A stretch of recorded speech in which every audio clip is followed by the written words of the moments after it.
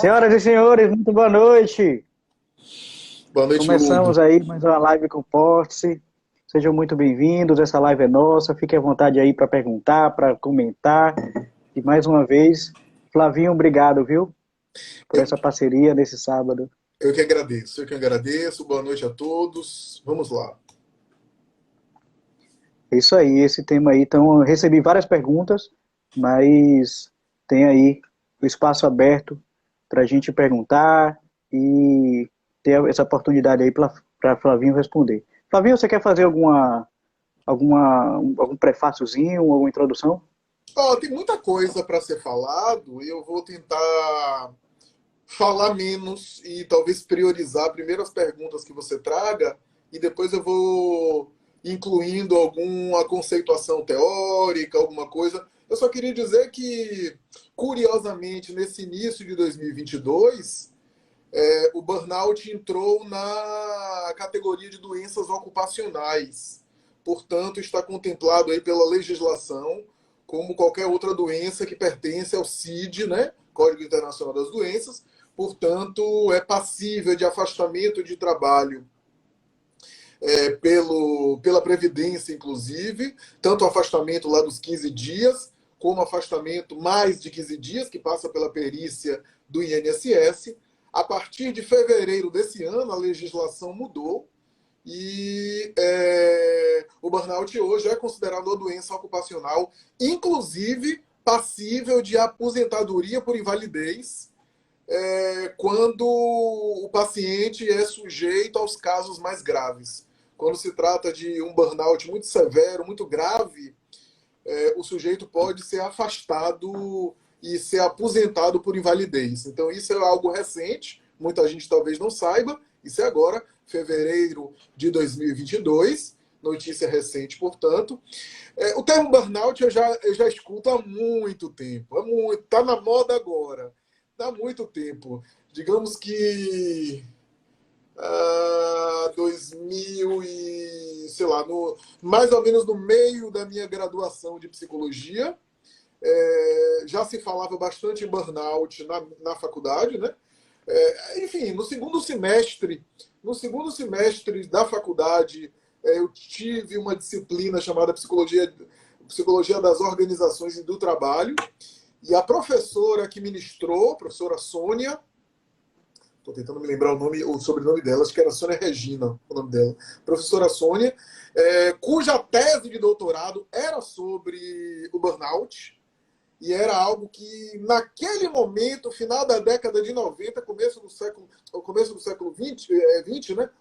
Começo dos anos 2000, melhor dizendo, ou seja, começo do século 21, o burnout estava em moda nas graduações aqui em psicologia. Então, o que hoje, 20 anos depois, é moda, que está aí nas redes sociais, na verdade, quem é da área de psicologia já conhece isso há muito tempo. Na verdade, o burnout fora do Brasil já havia esse conceito burnout, já estava sendo debatido desde a década de 80, 80 com certeza, eu não tenho certeza se 70, mas 80 com certeza, os estudiosos da psicologia, da psiquiatria, já falavam em burnout na América do Norte e na Europa. Mas aqui no Brasil, certamente, final da década de 90, começo dos anos 2000, eu tive a oportunidade de ver essa coisa do burnout surgindo na época em que eu fazia faculdade de psicologia. Então, isso era muito debatido. Então, quando hoje surge burnout, todo mundo está com burnout, é uma coisa que relativamente é conhecida da gente, né? E das pessoas que estudam a área. E mais do que isso, Hugo, se a gente for a fundo no tema, a gente vai perceber que o burnout já existe ainda antes disso com outro nome. O fenômeno já existe há muito tempo. Foi chamado de neurastenia por um psiquiatra do século XIX, lá por volta dos 1870 até 1890, o psiquiatra Bird, que detectou. Neurastenia significa, a rigor, doença dos nervos, né, debilidade dos nervos, né? Também foi chamada de psicastenia, psicastenia, inclusive na área da psicanálise, né?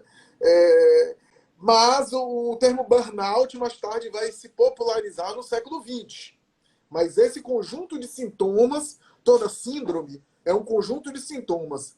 Esse conjunto de sintomas, ao qual a gente dá o nome de burnout, já foi descrito pela literatura psiquiátrica, já foi detectado antes mesmo desse conceito de burnout, com outros nomes. Basicamente, o que é o burnout? O burnout é uma espécie de esgotamento profissional. Ou seja, o indivíduo tem um conjunto de sintomas psíquicos, incluindo ansiedade e depressão, né? Mas tem os sintomas mais clássicos, mais típicos, mas ansiedade e depressão pode também acontecer, pode também estar ali envolvido dentro do pacote. E esse conjunto de sintomas caracteriza-se por um esgotamento profissional. O que significa dizer que são sintomas psicoemocionais relacionados com o trabalho. Às vezes a pessoa chega no consultório dizendo: eu tô deprimida, eu tô com burnout. E quando vai ver, não é burnout. Tá deprimida por outra coisa. E a depressão tá aparecendo no trabalho, a pessoa tá com dificuldade de trabalhar por conta dessa depressão, mas a depressão tá dissociada, tá afastada do contexto de trabalho. O burnout é uma síndrome, uma alteração psicoemocional, em alguns casos muito sérias, caracterizada por esgotamento, mas que diz respeito ao contexto de trabalho. E aí a gente pode pensar que nesse sentido, a gente tem um estresse ou uma tensão constante, uma atenção constante no trabalho, em função do trabalho, e quando o indivíduo sai do trabalho, ele continua impactado com aquele estresse. Um estresse que não baixa. Então, a reação, às vezes, de alerta é necessária, válida, e você precisa ter isso em determinado momento? Mas se você fica em constante estado de alerta sempre, além de alterar o metabolismo, cortisol produzindo em excesso o tempo todo, o cortisol é um hormônio que em determinado momento, quando aparece, é bom. É até positivo. Diante de uma ameaça mesmo, suprarrenais, adrenalina, cortisol produz. Ou então você está combatendo, né, alguma coisa, ou está combatendo no bom sentido, né? Está perseverando algo, está lutando em prol de algo, está se dedicando a algo. Muitas vezes o estresse, ou melhor, o cortisol é acionado. Mas se eu estou o tempo todo em estado de alerta, ninguém aguenta isso. É full time, 100%. Ninguém aguenta isso. Então, é um estresse, uma tensão constante, que mesmo fora do trabalho o indivíduo continua. E aí tem fases, né? Desde a fase que o indivíduo começa a achar que o trabalho está ruim, começa a ficar mais agressivo, com raiva, começa a compensar essa agressividade que ele não consegue, às vezes, manifestar em casa, até os sintomas de negação, até os sintomas de dissociação. Quando o indivíduo, por exemplo, chega em casa e ele só quer ficar parado, ele só quer branco, coisa em branco, ele não consegue brincar com os filhos, ele não consegue nenhuma atividade lúdica. Uma das características do burnout é que ele não consegue fazer, irrita ele fazer qualquer coisa lúdica, qualquer brincadeira. Ele para na frente da televisão, fica passando os canais e não assistindo nada. Ele só quer, ele está dissociado, ele simplesmente está alheio. Ele está tão esgotado que ele se desconecta. E ele fica ali, ou ele pega o carro e fica passando dirigindo o carro para não pensar em nada. Né? Então, muitas vezes, dentro de casa, ele fica off. Esse sintoma de dissociação, eu considero um dos sintomas mais graves, que tem outros, tá? Distúrbios musculares, distúrbio gastrointestinal, então a pessoa começa a ter um intestino que não é um intestino regular, ou intestino solto, ou intestino preso, ou fica oscilando. Aí tem a síndrome do intestino irritável, aí tem gastrites, às vezes manifestações insônia também, queda de cabelo, uma mulher até perguntou. Insônia é um sintoma muito comum, distúrbios musculares, né? Mas eu acredito, aí a pessoa chega em casa e aí ela quer relaxar de qualquer jeito. E aí o que ela faz? Senta na frente da televisão, aí abre uma cerveja, abre o uísque, toma o vinho e utiliza a relação dela com o álcool. Não estou dizendo que a pessoa não pode apreciar, não pode degustar, mas a relação dela com o álcool é uma relação perigosa. Porque, no fundo, ela está tão estressada que ela está usando o álcool como se usasse um sedativo. Ela vai buscar um sedativo para tentar relaxar. Um relaxamento que não vai... Não adianta...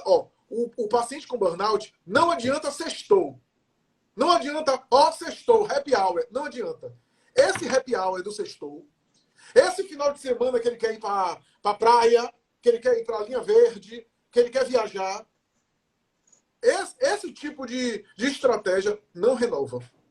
Para o portador de burnout, esse é um descanso que não é suficiente. Quando o indivíduo entra no burnout, ele está no esgotamento, que não é suficiente esse final de semana, não é suficiente o sextou, o sextar, né?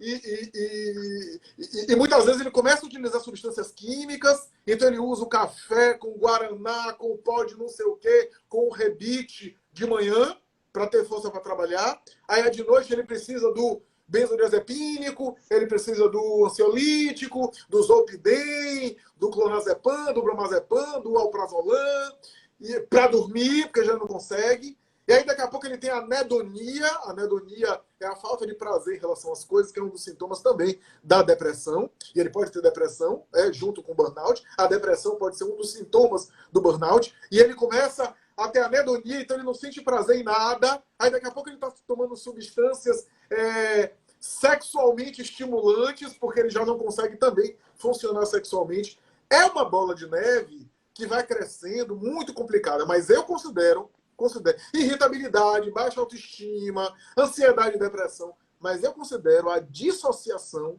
o sintoma mais perigoso. É quando o indivíduo está tão esgotado que ele chega em casa e ele não quer pensar em nada. Ele não consegue fazer nada. Ele não consegue reagir. Ele só quer ficar quieto. Ele quer não pensar em nada. Ele não quer ser incomodado. Burnout. Gera queda de cabelo também, Flavio, nas mulheres? Sim, porque as duas perguntaram. Como o burnout é um estresse constante, e o estresse muitas vezes produz, né? Queda de cabelo, tricotilomania, tricotilofagia e assim por diante, né? Mas sempre entender que tem a ver com o contexto de trabalho, né? E aí tem duas coisas, Hugo. O contexto de trabalho pode ser difícil, pode ser muito complicado, né? De um lado. Então, é uma coisa que o indivíduo vai precisar rever isso, esse contexto de trabalho. Há contextos de trabalho que são massacrantes mesmo, né? E, às vezes, o desejo de proteger o trabalhador é para o trabalhador produzir mais e continuar a ficar esgotado. E o esgotamento e a irritabilidade, às vezes, é bom. É bom porque você, às vezes, não é meio empregado da minha empresa, mas você é um PJ, você não tem as garantias, e se você se afastar, quem cobre isso é o INSS, ou quem cobre isso é outra pessoa, não sou eu. Não é despesa para mim. E quanto mais você está irritado, e quanto mais você se sente péssimo por não bater a meta, mais você vai se matar para conseguir bater a meta no trabalho e vai produzir mais para a minha empresa. Então, não estou fazendo aqui uma crítica contra as empresas, eu sei que há empresas humanas, eu sei que há tentativa de empresas humanas, mas não sejamos ingênuos também. As empresas precisam de lucro. E cada vez mais as metas das empresas são maiores porque precisa dobrar, precisa superar. E é uma situação que, do ponto de vista social, não tem uma solução fácil. A gente está numa época de redes sociais que é fácil dar soluções do tipo mude seu mindset, faça um mantra, um Yoponopono, ou sei lá o quê. Não que essas técnicas não sejam algumas muito valiosas, não que é isso. Mas é uma coisa assim. Ou então, ressignifique isso. Claro, ressignificação é um dos conceitos básicos da psicologia, da psicoterapia. É possível ressignificar? É possível ver o trabalho de outra forma? Mas tem contextos de trabalho que realmente são massacrantes, a gente não pode negar isso. Não dá para desfazer isso facilmente. É a lógica daquilo que a gente abordou na nossa live da Sociedade do Cansaço. A Sociedade do Cansaço de Byung-Chul Han é uma espécie de crítica à organização neoliberal, ou seja, ao projeto neoliberal de trabalho, etc. E com isso eu não estou sendo necessariamente me posicionando politicamente contra o neoliberalismo, nem a favor. Eu acho que o capitalismo produziu muitas riquezas e também misérias, né? Mas se você for pensar que comparar o capitalismo com o feudalismo que vem antes, no feudalismo havia muito mais misérias, então eu não sou também tão pessimista assim. Mas é claro, tem um dos efeitos do capitalismo é isso que a gente está vendo aí. E não tem uma solução fácil para isso. É fácil querer dar uma solução fácil porque pega bem, marketing digital, marketing pessoal. Mas não tem uma solução fácil para dar conta disso, né? Hoje está na moda criticar o capitalismo e às vezes a gente ganha dinheiro criticando o capitalismo, né? É interessante. Mas não tem um modelo fácil. Eu acho que em alguns momentos a solução possível, e claro que isso vai depender de cada caso é um caso, a realidade de cada um, a realidade das famílias, é claro, mas a depender do caso, a solução possível que eu vejo, principalmente em contexto de trabalho agressivo, é a pessoa renunciar, abrir mão e ganhar menos dinheiro e ter mais qualidade de vida. Numa lógica do capitalismo de hoje, quem é que quer perder dinheiro? É raro. Às vezes a pessoa nem pode, porque não cobre o orçamento familiar. Às vezes é difícil até abrir mão. Mas eu acredito que em alguns casos existe a possibilidade da pessoa dizer assim, não, eu não vou querer ser o melhor, eu não estou aqui para querer ser o primeiro de todos, eu não vou querer ser o campeão de todos. Eu já falei isso em outras lives, Hugo. Existe uma parcela pequena da população, uma parcela muito pequena da população, que são workaholics e que funciona muito bem trabalhando 80 horas por semana, com prazer e super ativos. Essas pessoas normalmente não têm famílias, ou se têm família, sacrificam a convivência com a família, porque se sentem super bem. São aquelas pessoas super bem-sucedidas, estão à frente, às vezes, de multinacionais, e funcionam muito bem, mas é 1% da população. A maioria não aguenta isso, depois dos 40 anos já está quebrando, já está tomando remédio, já está querendo internação, não aguenta acompanhar isso. A maioria não tem temperamento para isso. Então, é uma coisa que precisa ser pensada, não é fácil, né, de resolver isso. Agora, além do contexto de trabalho, tem também o sujeito. Tem a sua relação com o trabalho. Aí sim a gente pode trabalhar um pouco isso. Como é que é a minha relação com o trabalho? Como é que eu lido com o meu trabalho? Como é que, às vezes, o trabalho não é tão massacrante, não é tão explorador assim, não é tão violento assim, mas a forma como eu lido com o trabalho, às vezes a identificação com aquele trabalho, às vezes a insatisfação, às vezes não é nem o trabalho, Hugo, mas as relações entre colegas, que são relações tóxicas, de abuso, de assédio, de competição agressiva, de sabotagem entre os colegas, né? Que às vezes isso é que faz às vezes a pessoa deprimir, a pessoa se esgotar, às vezes nem a atividade em si, né? Mas claro, há atividades também, claro que há. Um estudo, só para passar para você, um estudo muito bom que foi feito, dos call centers, né, da década de 90, ano 2000, estudou de maneira bastante minuciosa a questão dos call centers, né, e se percebeu, por exemplo, que muitas vezes, o trabalho dessas atendentes de call center, né, que é super estressante, né, a empresa estabelecia inicialmente, por exemplo, você atender fazer 10 atendimentos em 2 minutos, por exemplo. 10 atendimentos em 2 minutos. E aí, o que é que se resolveu? Em determinado momento, vamos botar 15. Vamos botar 15. A partir do momento que se bota 15, aquelas meninas, a maioria são meninas, né? A maioria são mulheres, jovens mulheres. Aquelas meninas simplesmente não conseguiam bater a meta de 15 atendimentos em 2 minutos. Aí batiam o quê? A meta de 13, faziam 13. O que as empresas perceberam? Pô, é bom cobrar 15. Cobrar 15, elas fazem 13, não faz 10 como faziam antes. Então a gente vai cobrar 15, porque elas produzem mais, chegam em casa estressadas porque não bateram a meta, se sentem incompetentes, baixa autoestima, e no dia seguinte vão tentar produzir mais, e mais, e mais. para tentar atingir aqueles 15 que não vão conseguir.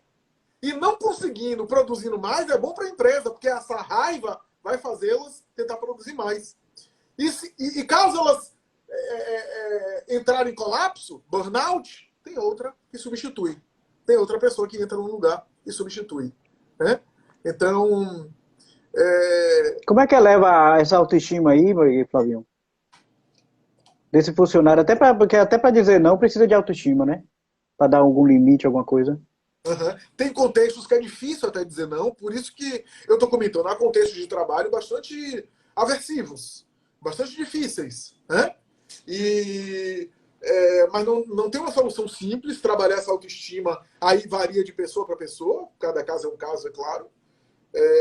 Mas aquilo que a gente pode manejar no sentido de se fortalecer emocionalmente, de lidar com o trabalho de uma forma melhor, de desacelerar, de ter atividades prazerosas fora do âmbito de trabalho, de desligar, porque assim, tem dois modelos de trabalho, né? Tem aquele modelo, por exemplo, do call center, que você é totalmente controlado, inclusive tem a ligação fica gravada, as pessoas podem lhe monitorar, você não tem gerência nenhuma sobre o seu trabalho, é tudo imposto, né? Esse é um contexto que gera estresse. E tem o polo diametralmente oposto. Qual é o polo diametralmente oposto? Faça seu horário. Quer trabalhar em casa, não ir para a empresa? Fique. Não estou nem aí a forma como você vai trabalhar. Eu quero resultado. Eu quero que no final do mês você entregue resultado. Se você vai perder noite, se você vai ficar no final de semana fazendo trabalho ou não, organize. Esse tipo de contexto parece sedutor, mas a depender de como isso é estabelecido, você fica em casa, no trabalho remoto, mas você é acessado a toda hora. Você pode ser acionado a todo momento. Você o tempo todo, às vezes, tem que ficar online e, às vezes, tem que entregar uma demanda de trabalho absurda. Então, nesse sentido, são dois modelos diametralmente opostos, mas ambos podem produzir burnout. Né? O ideal é que a gente tenha separação clara do horário em que eu trabalho e do horário que eu não trabalho. Isso é algo que... Essa organização, essa rotina é super importante. Nós nos estruturamos emocionalmente melhor quando temos uma rotina clara. Não é só para a criança que vai para a escola, não é só para o adolescente que precisa ter horários, eles também, eles mais ainda, porque quanto mais imaturos, mais a pessoa não consegue dar conta do seu horário de maneira autônoma, mais precisa ser algo imposto. Mas nós também precisamos de rotina. A rotina organiza de uma forma mais equilibrada, estrutura, inclusive, psiquicamente. Né? Então, é importante porque, assim, Hugo, você no seu trabalho, se você é exigido ser multitarefa, tá aqui, e tá no e-mail ao mesmo tempo, e tá no Instagram, e tá respondendo no WhatsApp. Se você é exigido isso, ok. Você pode até ter essa habilidade, tem condição de ter essa habilidade, mas naquele período específico, você ser multitarefa 24 horas, ninguém aguenta. Ninguém aguenta. Aí entra na dissociação, que é a pessoa que está distraída. Ele nunca está aqui. Sempre está desconectado, está em outro lugar. Nunca está vivendo o momento presente. Né? Então, o sono é super importante. Uma das coisas que precisa ser tratada no paciente com burnout é o sono. O sono é um regulador muito importante, tá? Entre outras coisas. Kenny está perguntando aqui, Flavinho, se essa grande demanda por trabalho não acaba sendo uma fuga ou um vício. Pode ser. Em alguns momentos, assim, às vezes sem necessidade, o indivíduo abraça mais trabalho, né?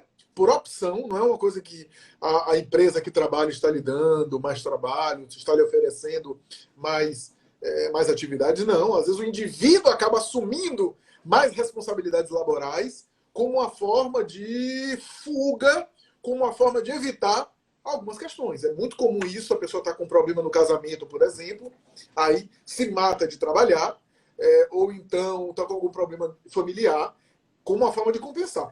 Todas essas atividades compulsivas são mecanismos de fuga e de defesa. Né? À semelhança do que acontece com compulsão por álcool, compulsão por comida, compulsão por sexo.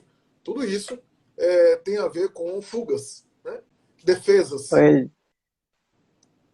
Dilcea, ela fez um comentário aqui, falando do trabalho em supermercado, que também é bastante estressante no comércio, de uma forma geral. Dilcea tinha falado também a área de vendas, também, assim, esses estresses. E, assim, isso acaba sendo um aviso de alerta, Flavinho, para quem está estudando para concurso, porque a gente está vendo nesse momento de pandemia, onde tem muita gente estudando e as pessoas não sabem necessariamente para que concurso vai fazer. Quer fazer qualquer um, só por conta da estabilidade. E às vezes não percebe como vai ser isso. Até hoje em dia, o Faustão está passando todo dia, né? Antigamente, Faustão era só domingo. E tinha gente que entrava em depressão quando ouvia a voz de Faustão, porque sabia que no dia seguinte era segunda-feira e tinha que trabalhar. Então isso acaba sendo também um alerta para quem está pensando aí em concurso. Uhum. Sim, sim, claro, claro. Eu tenho recebido no consultório concurseiros e concurseiras bastante deprimidos e às vezes esgotados, né?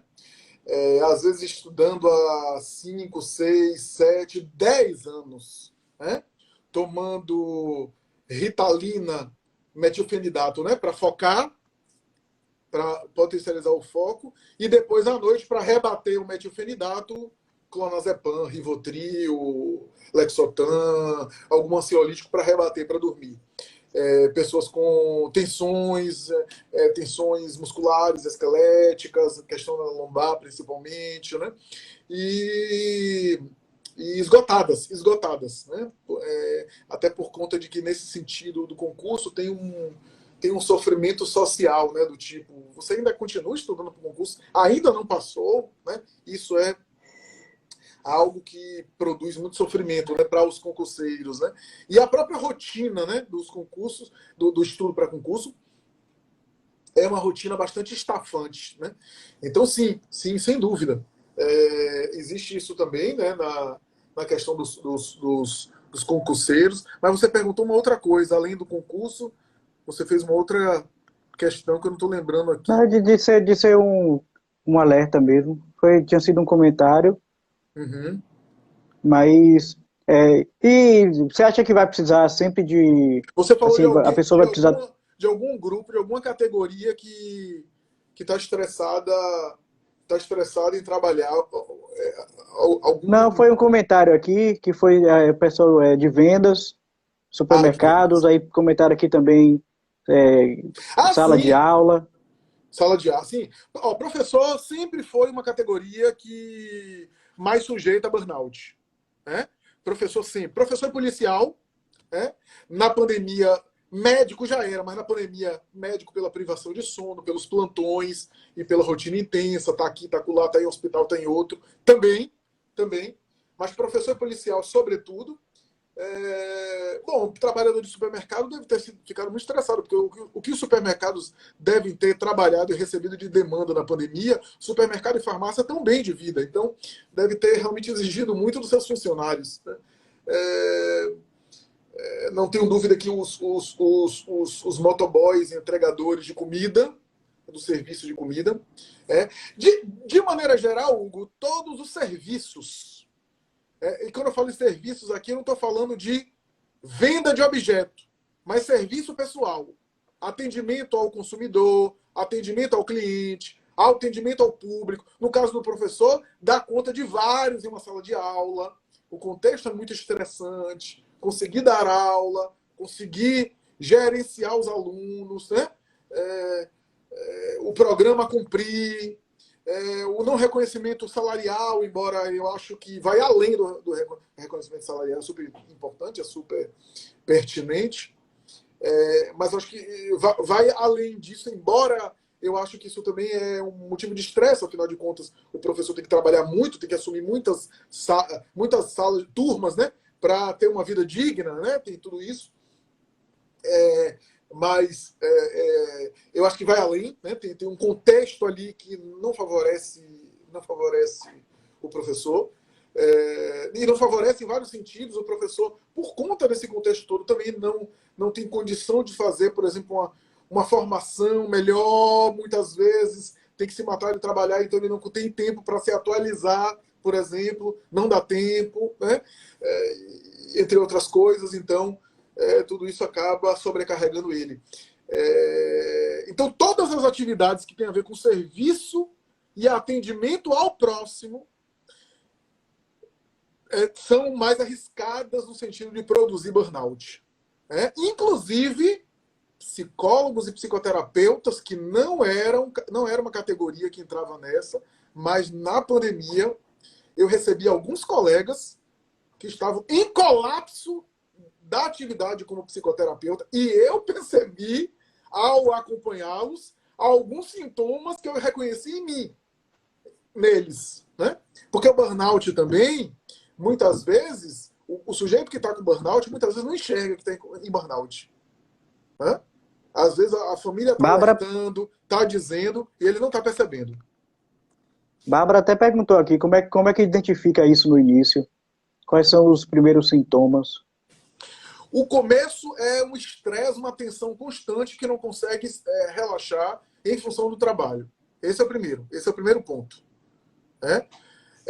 Depois disso, as mudanças comportamentais em função desse trabalho. Então, mudança de rotina, o sono afetado, e aí começa uma irritabilidade constante, uma necessidade de não fazer nada, de não fazer absolutamente nada fora do âmbito de trabalho. Uma rotina em que o final de semana não é suficiente para recuperar. Normalmente o sujeito que está com burnout, ele precisa de meses para recuperar. Então, é mais ou menos nesse sentido. Né? E Flavinho, vai precisar de remédio terapêutico? Como é que o terapeuta assim, vai encaminhar esse tratamento? Se tem até alguma dica, né? Já que o foco dessas lives com portes assim, que a gente faz é justamente dicas práticas, assim, como é que uma pessoa que está com insônia, uma pessoa que está estressada, o que é que ela pode fazer também para se fortalecer? Mas vai precisar de um remédio psiquiátrico? A depender daquilo que o sujeito é afetado, porque veja, Hugo, a síndrome de burnout é uma síndrome séria, que afeta o psíquico e afeta o físico também. A pessoa tem efeitos físicos, né? Tem consequências orgânicas. Então, nesse sentido, sim, claro. A depender do nível da gravidade, mas aí que tá. A depender do nível da gravidade, ele pode ser acompanhado só com psicoterapia. Pode. Psicoterapia, alguma terapia, ou as terapias, não apenas a psicoterapia convencional, mas qualquer terapia que ajude ele a concentrar nele mesmo, fazer um trabalho de autopercepção, hoje conhecido como mindfulness, que é uma expressão mais atual para uma coisa que é conhecida, que é o exercício do foco, da concentração, do contato consigo mesmo, do contato com os próprios sentimentos, de estar em si mesmo. Então, qualquer terapêutica, qualquer tentativa nesse sentido, desde as terapias mais pontuais, desde os relaxamentos mais pontuais, das massoterapias e acupuntura que ele possa fazer, até a psicoterapia mesmo, que ele pode realizar, qualquer trabalho nesse sentido. Porque o problema é comportamental. O problema é psíquico. É claro que tem um contexto social. Mas que ele vai ter que rever isso. Como é que ele revê isso? Se o contexto é social e é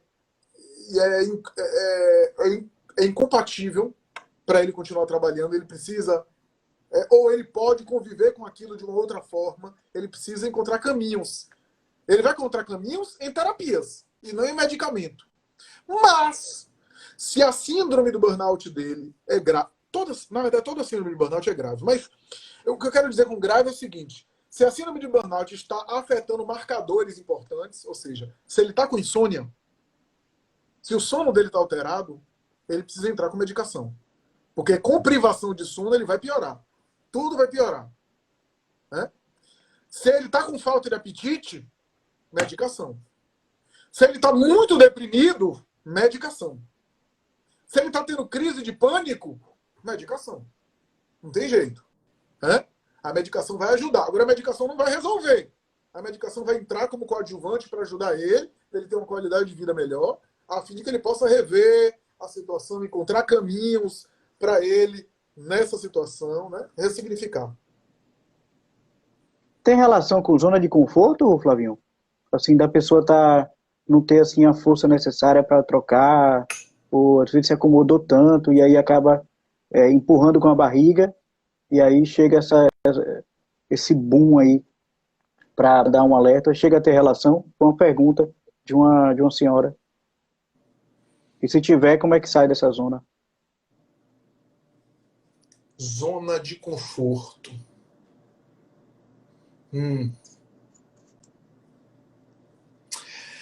Eu tenho muito cuidado com a expressão zona de conforto, porque, na verdade, o discurso da zona de conforto é usado justamente para produzir burnout.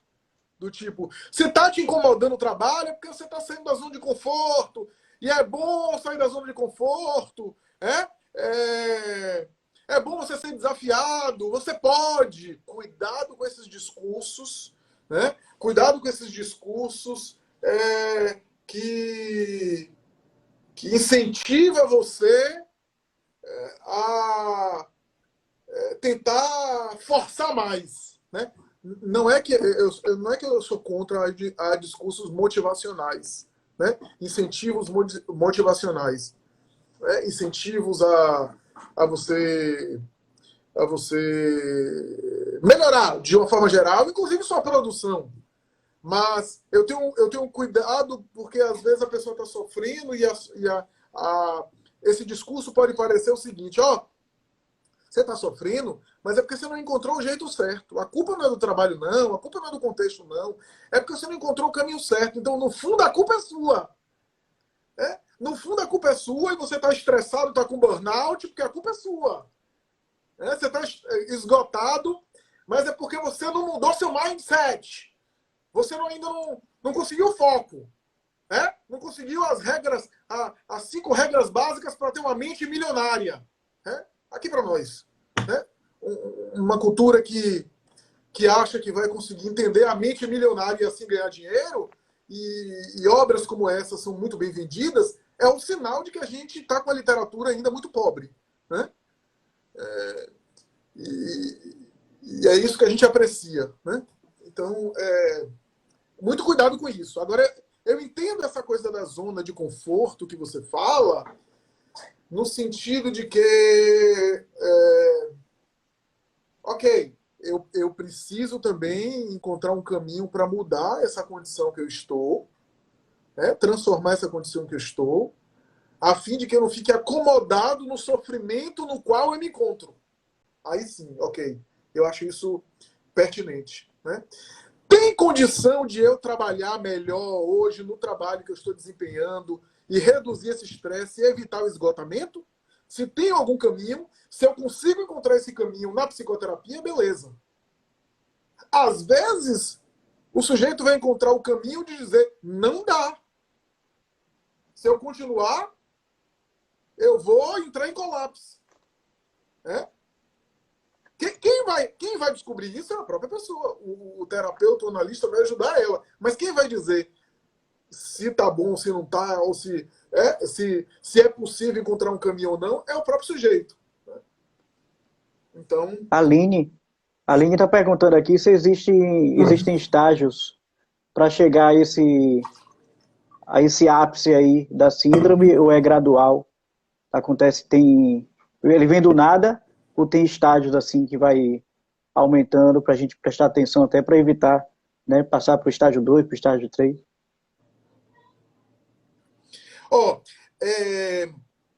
Se o sujeito está com estresse constante no trabalho e está chegando em casa esgotado, cansado, ele já está com burnout.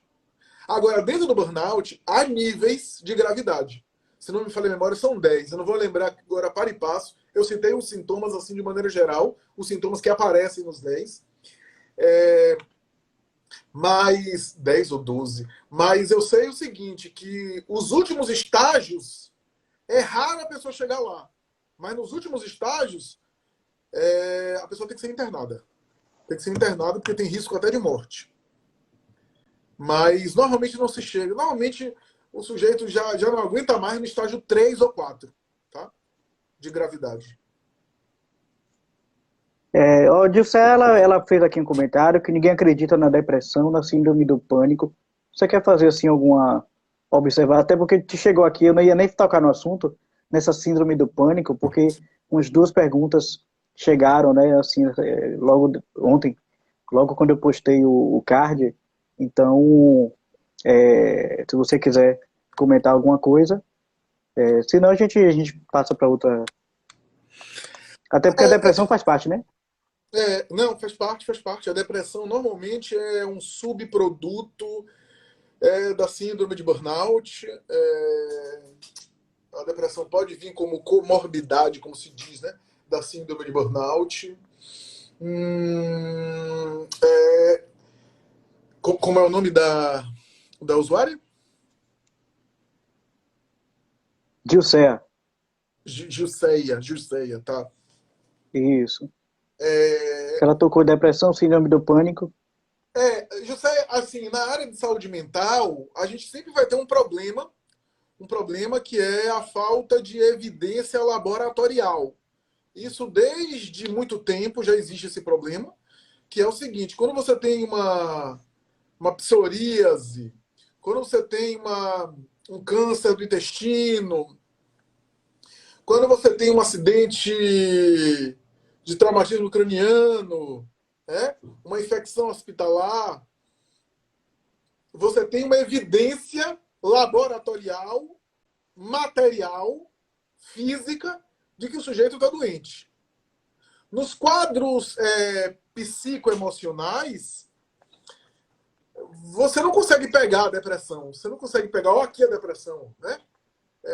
Não tem uma evidência laboratorial. Tem o quê? O conjunto de sintomas que é relatado, a análise do clínico, o diagnóstico do profissional, que é por escuta clínica, por avaliação.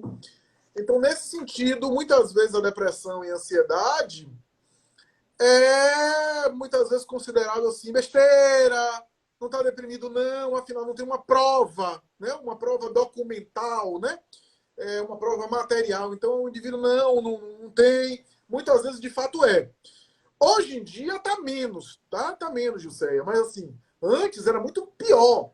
Depressão era frescura, depressão era coisa de que não tem o que fazer, depressão era coisa de rico, porque não trabalha. Ainda havia esse discurso, né? Era invenção de pequeno burguês, como se dizia no discurso, no jargão ideológico da política ideológica identitária de um lado do espectro, né? Como também tanto da esquerda quanto da direita. A direita também tinha alguns discursos contra a depressão de uma outra forma, né? Que se trabalhasse não ficava deprimido, né? Que também é um discurso, né? Se a esquerda dizia que a depressão era criação de pequeno burguês, o luxo de pequeno burguês, a direita dizia que era falta de trabalho, enfim. Na verdade, incompreensão e ignorância de ambos os lados, né? E eu falo tranquilamente porque eu não tenho nenhum apaixonamento político por nenhum lado, então não fico magoado e ressentido e nem me sinto pessoalmente tocado. Eu acho até que em alguns momentos o excesso de paixões e de emoções na área política me parece muito mais um sintoma emocional do que necessariamente um engajamento ideológico. Me parece muito mais um problema de saúde mental do que um engajamento ideológico. E a gente tem visto isso no Brasil e no mundo nos últimos anos, né? Não é à toa que a saúde mental deteriorada e a polarização política parece ser dois lados de uma mesma moeda, né? Parece que a polarização política também é um sintoma do nosso adoecimento psíquico, né? Mas eu acho que isso tem mudado. Eu acho que isso hoje já existe uma compreensão mais assertiva, mais característica, mais clara da depressão e da ansiedade. Mas ainda assim eu não posso negar que ainda há desconfiança, ainda há resistência, ainda há preconceito. Você está deprimido mesmo? Isso é depressão mesmo?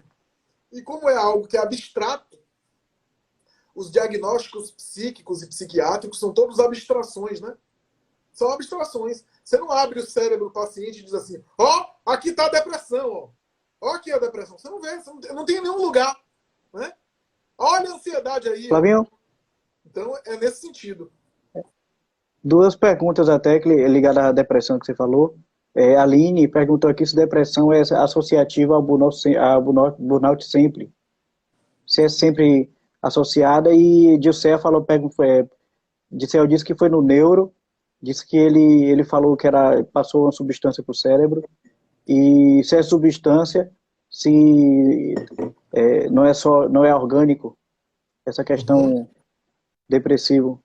Se ele passou remédio, ele pensou mais na parte dele, né? É, assim, começando com a primeira pergunta, né? Sim, o burnout está associado à depressão, sim. Muitas vezes acaba o burnout produzindo depressão, né? Claro que há muitas depressões que não têm burnout. Lembremos que o burnout é um esgotamento psicoemocional em função de uma atividade profissional, de uma atividade laboral. Pronto.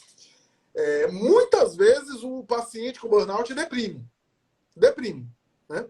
Muitas vezes pode haver casos em que o indivíduo não deprimiu, mas está esgotado, também pode, mas esses sintomas se confundem, né? Porque a depressão é uma espécie de rebaixamento da energia, de falta de vitalidade, né?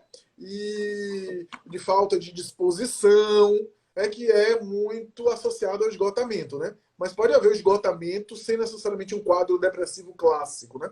Estão associados. Agora, claro que há depressões sem burnout, né?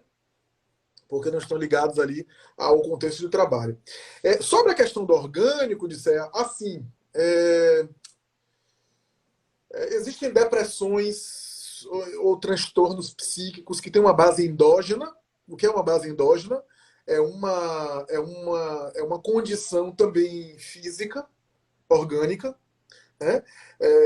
São quadros mais persistentes, são quadros mais crônicos que se arrastam, e que às vezes precisa da medicação. Então, por exemplo, no caso da depressão, possivelmente a depressão produz uma falta de disponibilidade da serotonina, da noradrenalina ou da dopamina no cérebro, ou seja, houve, portanto, uma recaptação dos neurônios em relação a essas substâncias. Daí os antidepressivos são chamados de inibidores da recaptação de serotonina. Eles inibem essa recaptação de célula para célula para ficar a substância mais disponível, né, para o cérebro. Então, há alguns casos, não são todos, mas alguns casos em que pode haver uma base orgânica, pode.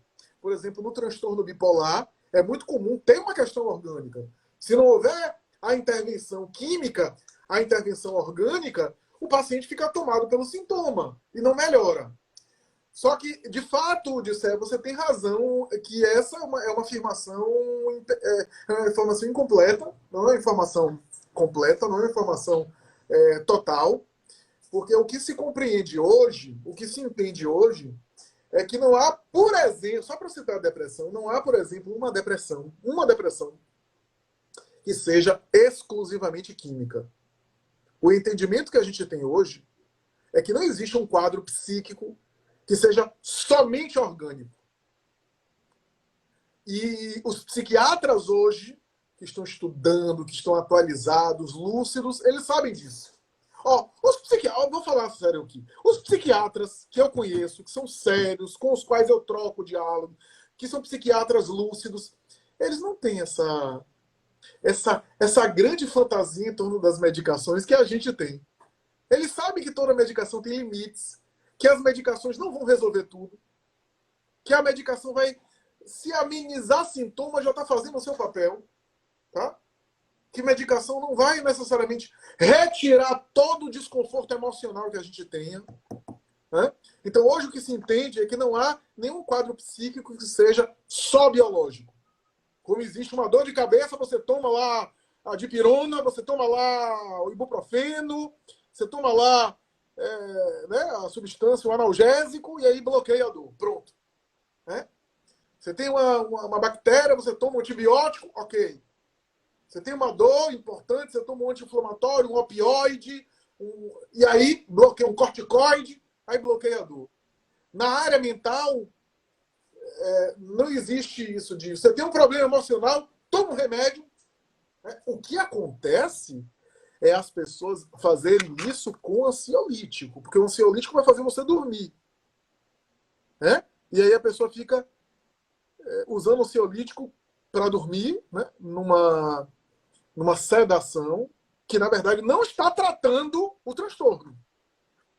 Não se trata de transtorno com ansiolítico. O ansiolítico vem para dar qualidade de vida, para melhorar a ansiedade, em casos de emergência, em casos de urgência, né? Em casos de pico. Há outras alternativas que não sejam ansiolítico. Dá para fazer outras alternativas. E, claro, essa live aqui não é uma live de orientação médica. Claro que cada um que esteja nos ouvindo aí não vai tomar uma decisão baseada nessa live. Essa live é uma informação. Não serve como consulta médica. Mas existem alternativas que a pessoa deve fazer antes de buscar um ansiolítico. Há outras alternativas possíveis. E quando se usar o ansiolítico, usar-se com parcimônia. Né? Então, não tem. Não há o entendimento hoje que a depressão... Tem tipos de depressão que é só biológico, só orgânico. Toma um remédio e acabou a depressão. Não tem. Não existe. E os pacientes psiquiátricos sabem disso, porque eles tomam remédio e sabem que não solucionam tudo. Melhora, mas não soluciona tudo.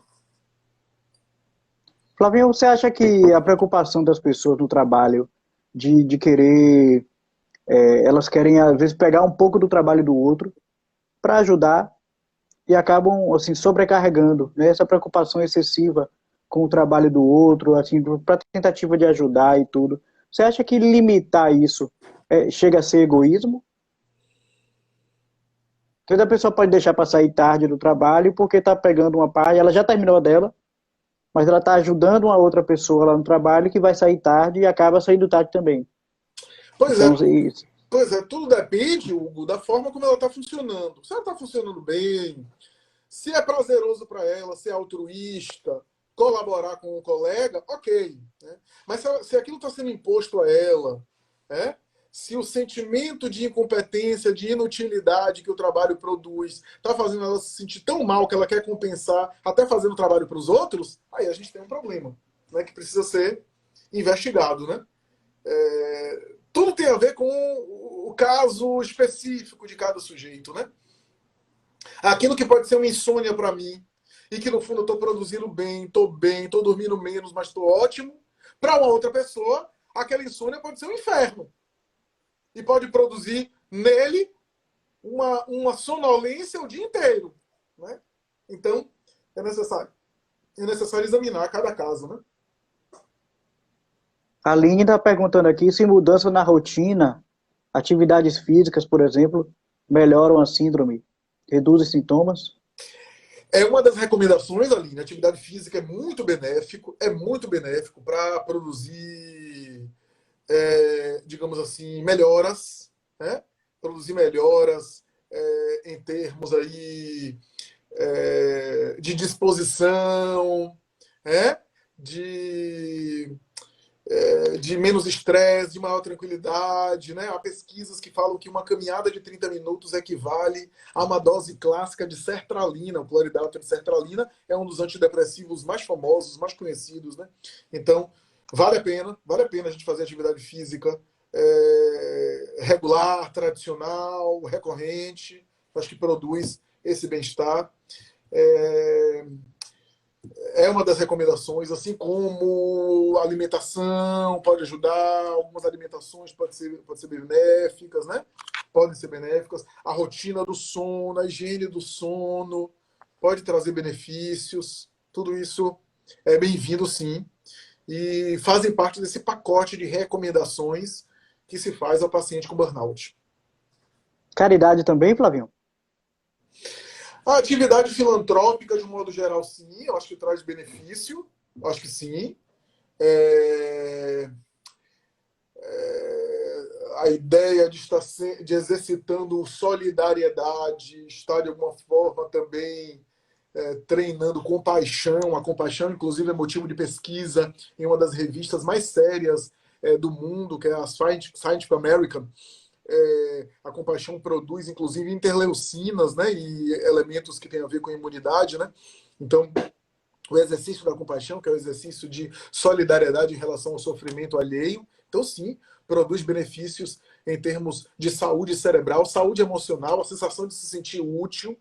Agora, é claro, o indivíduo não pode ir para o trabalho da caridade, da filantropia, da ação social, de uma forma para se tornar agora o Charlie Chaplin dos tempos modernos da caridade, da filantropia. Porque ele vai ter esgotamento também. Ele vai esgotar na atividade social. Eu vejo pessoas na filantropia esgotadas. Esgotadas e achando que trabalhar mais é que vai fazer elas ficarem bem. Então, tem a ver com a forma como ela lida, com a experiência prazerosa, a sensação de se sentir útil, né? A sensação de estar se socializando, né? Fora do ambiente de trabalho profissional, que muitas vezes ela se sente avaliada, se sente mensurada, se sente examinada no seu desempenho. No caso da atividade filantrópica, não existe um desempenho, né? A não ser que a pessoa traga essa mentalidade empresarial para a atividade filantrópica, né? Mas a rigor não, né? Então pode ser algo que produz muitos benefícios, muito benefício. E claro, talvez o maior benefício é a ideia de propósito, a ideia de sentido, a ideia de que, poxa, eu estou sendo útil, tá fazendo algum sentido o que eu estou fazendo aqui, em prol do meu próximo, né? Que é uma das coisas muito importantes para a saúde mental. A sensação de que a gente está nesse mundo crescendo, aprimorando, se amadurecendo, evoluindo, seja lá o nome que você queira dar, que tem um propósito, um sentido, que faz você caminhar, que dá sentido às suas ações, né? E assim por diante. Isso tem ligação com o perfeccionismo, Flavinho? Como é que lida com isso? Os perfeccionistas são bastante eficientes em entrar em colapso e ir para burnout. São o pessoal que está assim, já com o pé no burnout. Facilmente perfeccionistas entram em burnout, entram em esgotamento, porque eles vivem exigindo de si mesmos. Exigindo de si mesmos demais. E eles criam um clima tenso ao seu redor, porque eles exigem do outro também. Como eles exigem de si, eles acabam projetando essa exigência no outro. Né? A imensa exigência de si mesmo é, muitas vezes, a necessidade de ser aceito pelas pessoas. Agora, imagine essa pessoa no trabalho.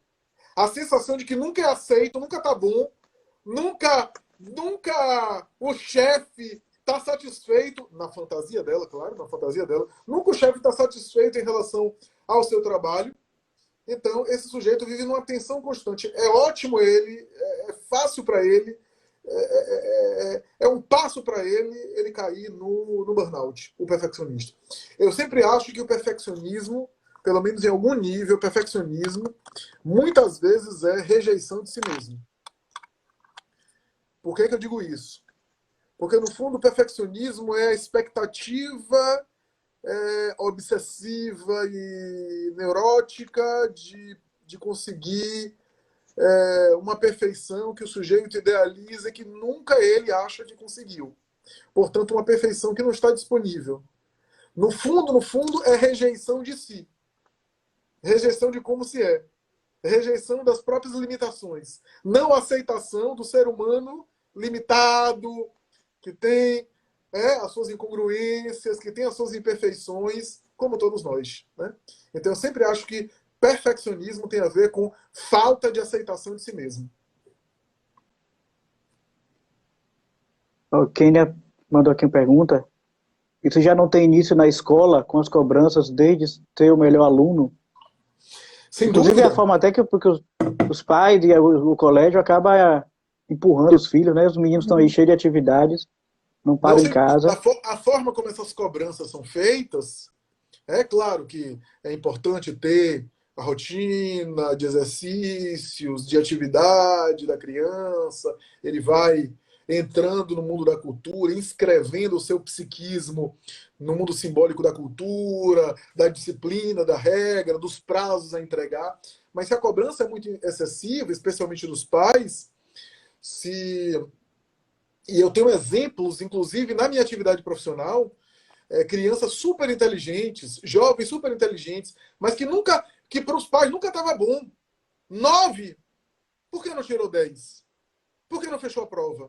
E eu tenho um exemplo no consultório dessas pessoas que eram primeiros alunos que entraram em colapso, principalmente no terceiro ano, no vestibular. Eram alunos que eram modelos e simplesmente jogaram para cima, se desorganizaram, e isso não é consciente, tá? Nem sempre isso é consciente. Mas que acabaram enveredando para um tipo de rotina de notas baixas, indisciplina, não estudar. Afinal de contas, nunca estava bom. Nunca estava bom. Se nunca tá bom nada, é melhor não ser bom logo nada, né? É melhor nem se estressar com isso. Né? E porque a cobrança, a cobrança excessiva para a criança internaliza, não tem a ideia de mensurar, de não, está cobrando demais. Espera aí, a criança internaliza como sendo aquilo certo.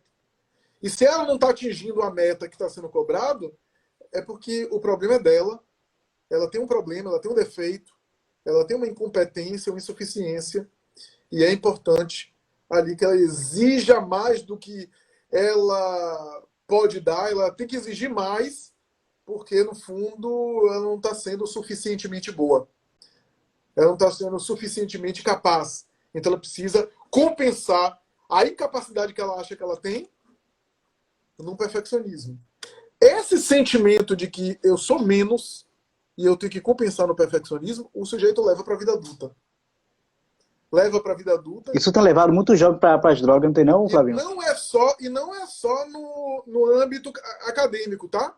Isso acaba produzindo um sujeito que, nas relações amorosas, eu não sou boa ou não sou bom o suficiente. Então eu tenho que compensar isso agradando demais, cedendo demais, me submetendo, porque senão, se o outro perceber quem eu sou e perceber como eu sou falho, como eu tenho incompetência, vai me largar. Claro, eu estou falando isso dessa forma, mas isso se processa a nível inconsciente. Nem sempre o sujeito pensa isso conscientemente. Ele funciona assim, né? No mecanismo, no dia a dia, de compensar através de comportamentos até de autoabuso, de autolesão, para compensar essa fantasia de uma incompetência que tem em função da cobrança excessiva que recebeu. Então, sem dúvida nenhuma. Você ia falar alguma coisa? Não, tem ligação com. Mas você respondeu aí. A questão de muitos jovens aí a procurar bebida, outras drogas, acaba sendo essa pressão, né? De dar um 100% que às vezes é impossível de alcançar, mas a cobrança é tanta que precisa. É que o espinafre, né, pro Popeye, né? Aquele espinafre dá aquela força ampla, mas depois o efeito passa, aí o vazio continua. No caso do estudo, da cobrança do estudo, é muito comum a reação em relação aos estudos. Ou o sujeito vai ser perfeccionista no nível obsessivo, ou o sujeito, se entrou em colapso na infância, vai resistir a qualquer estudo, vai ser aquele indivíduo que tem até dificuldade de sentar para estudar. Quando começa a estudar, tem ansiedade, fica ansioso por conta das cobranças que recebeu, e vai ter uma espécie de repulsa em relação aos estudos. Né? É claro que em qualquer situação dessa, o uso de droga, o apelo da droga, pode ser uma escolha que o sujeito faz para compensar o excesso de pensamentos que ele está tendo através da suspensão do raciocínio. Porque, veja, no caso da droga, a droga faz o sujeito suspender um pouco o raciocínio, a cognição. A maconha, o excesso de álcool, os opioides de maneira geral, as anfetaminas, né? O sujeito para de pensar, para de raciocinar e fica nas sensações que a droga produz. Né? É um desejo de silenciar o raciocínio, silenciar os pensamentos, a inquietação. É quase como se naquele momento o sujeito voltasse para o útero da mãe, onde ele não precisava fazer nada. Ele não pensava, o alimento chegava pelo líquido amniótico, pelo cordão. Né? Então, é mais ou menos... parece que remete essa experiência primária. Só que, no caso das drogas, o problema é mais complexo. Não quer dizer que o sujeito que é muito cobrado necessariamente vai para a droga. Pode ser, em alguns casos. Mas a drogadição eu acho que é um problema mais complexo. Tem também outros fatores, né? Tem fatores aí de personalidade, tem fatores também sociais importantes, né? É isso. Mas quem quiser continuar o estudo com esse tema, Flavinho, você tem aí algum livro, assim, algum filme assim, para que a pessoa possa assistir, possa ler para se informar um pouco mais, além de dar o Google? O Sociedade do Cansaço é uma obra difícil de ser lida, ela é maçante, mas é uma obra boa. Sociedade do Cansaço fala um pouco desse momento que a gente está vivendo. Eu acho que vale a pena ler o livro de Maria Rita Kell. Não é sobre burnout, é sobre depressão, o tempo e o cão. Mas é porque o burnout tem a ver também com a alteração da nossa noção de tempo, da nossa temporalidade em relação ao trabalho. Então acho que vale a pena, até porque lá tem uma crítica também às formas de trabalho e o sujeito deprimido nesse mundo de trabalho. Então vale a pena. O Tempo e o Cão, de Maria Rita Kell. Inclusive ela recebeu o prêmio Jabuti, né, em relação a esse livro. É um livro premiado, então vale a pena. E não lembro agora algum filme, mas deve ter filmes que falam sobre esse esgotamento, esse colapso. Se eu souber, depois eu indico. Pronto, maravilha. Flavinho, obrigado. Chegou nosso horário.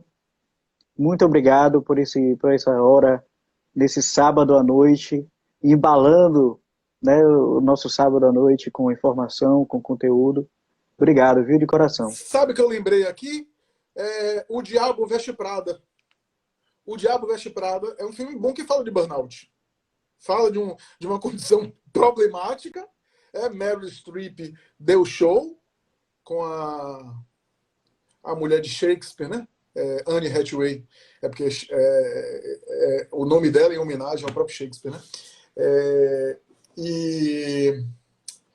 Mas eu queria só concluir dizendo o seguinte: tem uma história muito, muito bacana, um conto muito bacana de, se não me engano, Roberto Chiniachik, o psicólogo de São Paulo, que fala um pouco sobre isso, né? Ele fala que ele foi numa construção civil e perguntou para o primeiro operário da construção civil assim, o que é que você está fazendo?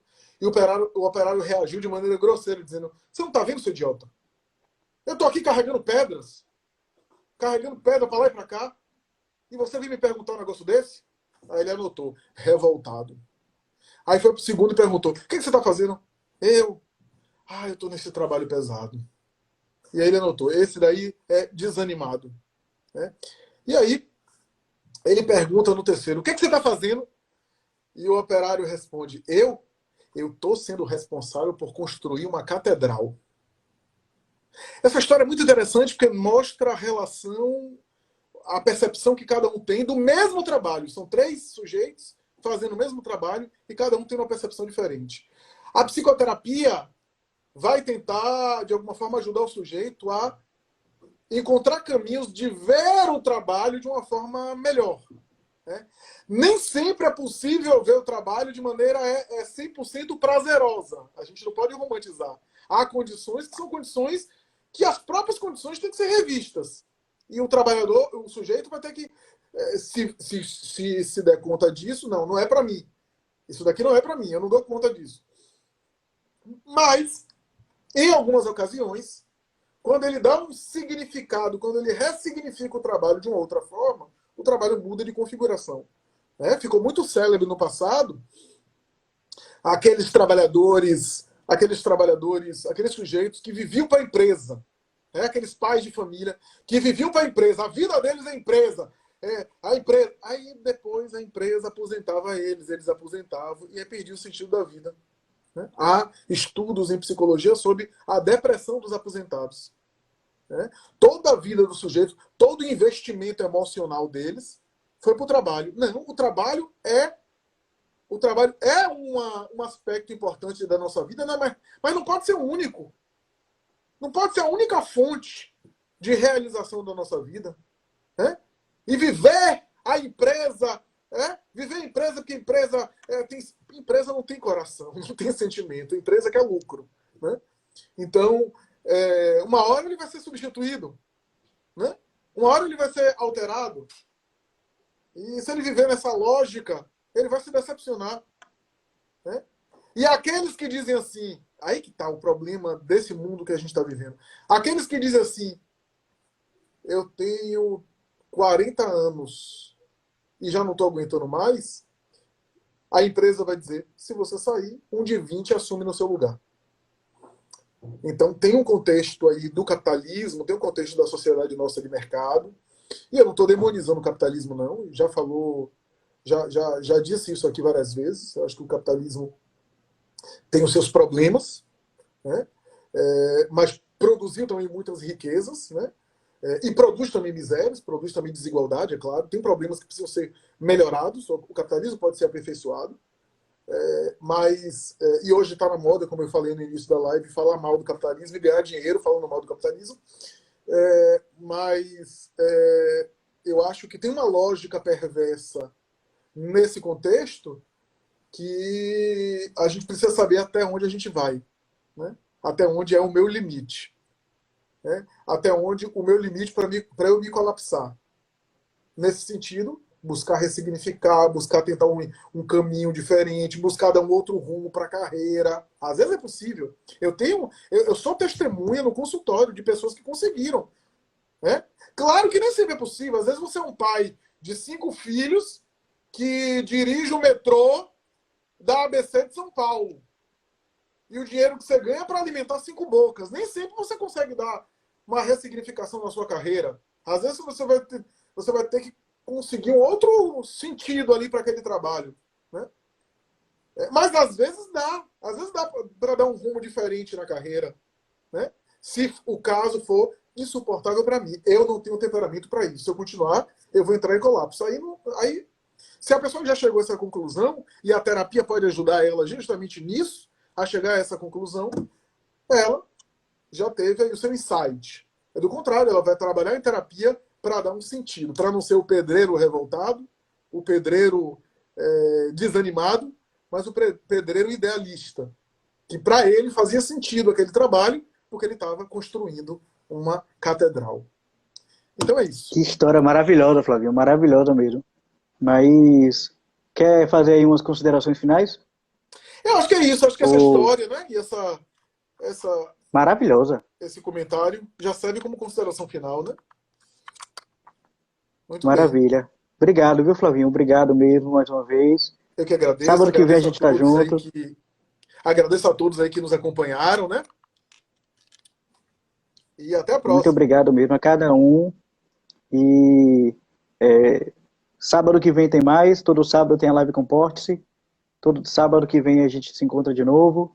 Segunda-feira tem Evangelho no Lar, que eu faço também nesse perfil. Então, todos convidados também. Obrigado, viu, Flavinho? Um bom final de semana para todos. Obrigado, querido. Um abraço. Tchau, tchau.